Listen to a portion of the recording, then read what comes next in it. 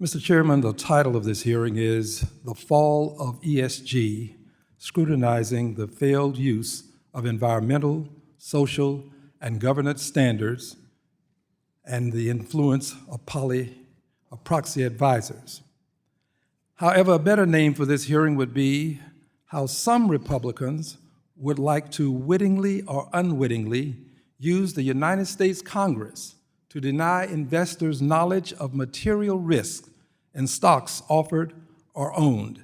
And sadly, also how some Republicans are using the United States Congress to wittingly or unwittingly resegregate boardrooms. Allow me to explain. On the subject of climate change, acknowledging the dangers posed by climate change benefits corporate America, as climate change is a threat to our financial system, as well as the global economy.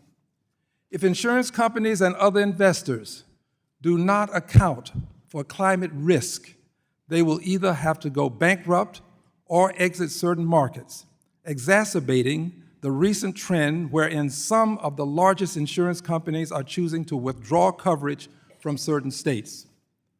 Further, a 2023 study conducted by the asset manager Nuveen found that more than 73% of U.S. investors said they were more likely to invest in a company that communicates its plans for effectively managing ESG-related risks.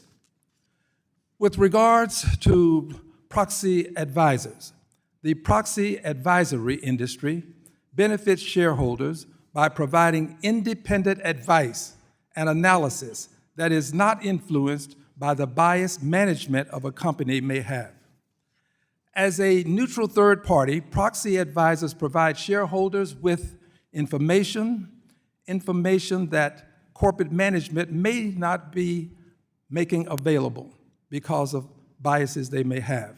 But this information will help the investors. When it comes to governance, diversity is a benefit, not a detriment. Diversity benefits corporate shareholders by improving a company's performance.